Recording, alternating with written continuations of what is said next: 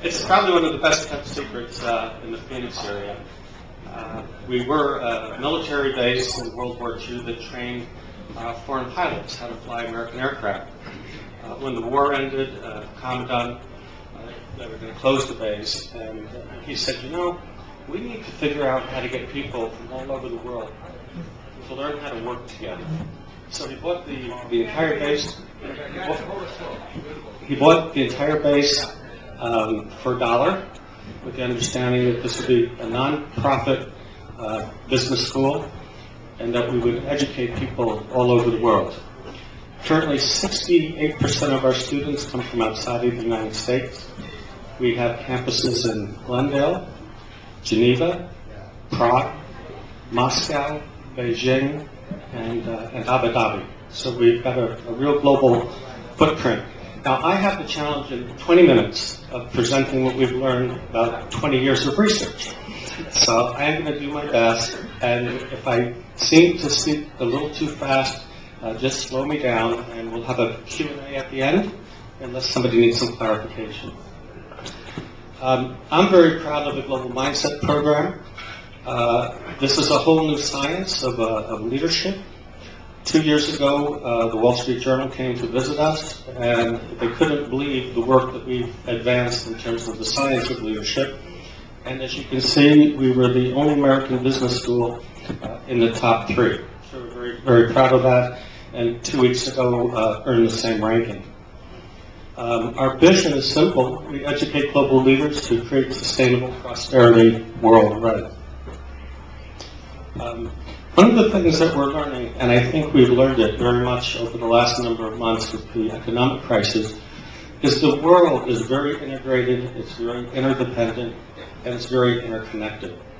And I think what people have learned all over the world is that if they hurt the U.S. economy, they hurt the global economy.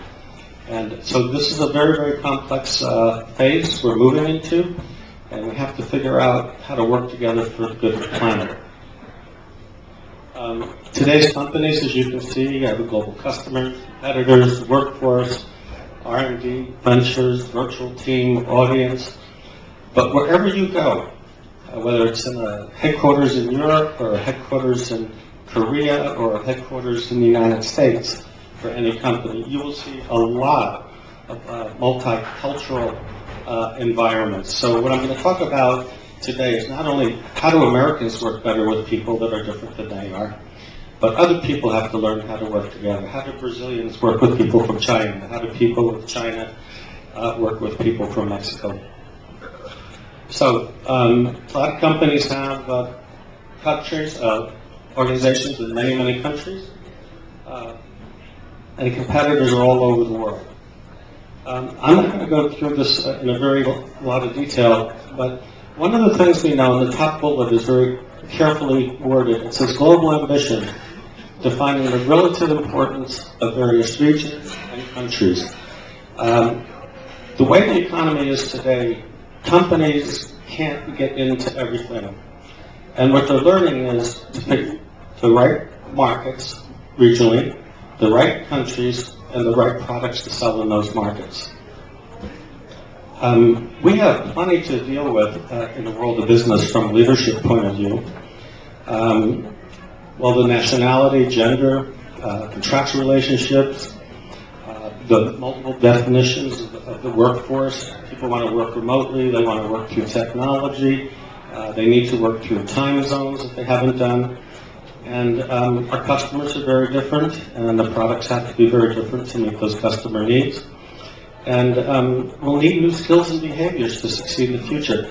The things that got us here are not going to get us through the next 20 years. So, what are the leadership characteristics that will need to be for people to have in the future? This research went on for 20 years. It's called GLOBE. I'm just going to give you a few samples of it. But GLOBE was the largest study ever conducted on the relationship between culture and leadership. And we looked at 62 countries, 64 cultures, and we learned an awful lot. Theoretical definition of culture is this. But what culture really is, it's the lens you see the world through. Everybody has a different lens. So we all see the same things differently. And to succeed in international business, you have to be able to see the world through the other person's lens. It's absolutely critical, because when you do that, you can make personal connections, build trusting and sustainable relationships. And our belief is, if you can do that, you can overcome almost any business problem that's out there. A couple of interesting things happen in culture around the world. It's every country is becoming interested in every other country because they're all new markets. A lot of lifestyle experimentation, high and growing levels of international travel, and there's a large increase in nationalism. And this is very important for businesses to understand, particularly American-based corporations. It's important to build at the country level and build with country resources. The faster an organization can do that, the higher probability of success they'll have. And it sounds a lot easier than it is to do. I just would like to point out, as you look at the nationalism and how it's shifted over the years from 1999 to 2007, this comes from Roper data, Asia has really gone in the nationalism. It's the highest in India, 91%, China 82%, and Indonesia 76%. So we've got a lot of challenge to educate people to run large-scale integrated global business in those countries. Why study culture? It makes you aware of the differences that people have. It shows you where there's potential conflict. If you can understand similarities that you have with other people, you can use those to bridge differences and work together more effectively. Globe did two things. It measured culture as is, as people perceived it. It was over 17,000 people were interviewed and studied. We've looked at 9 separate dimensions.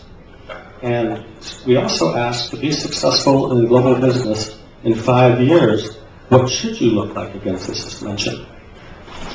These are the 9 things that we looked at: performance, assertiveness, future orientation, humane orientation, institutional collectivism, in-group collectivism, gender egalitarian, power resistance, and uncertainty avoidance.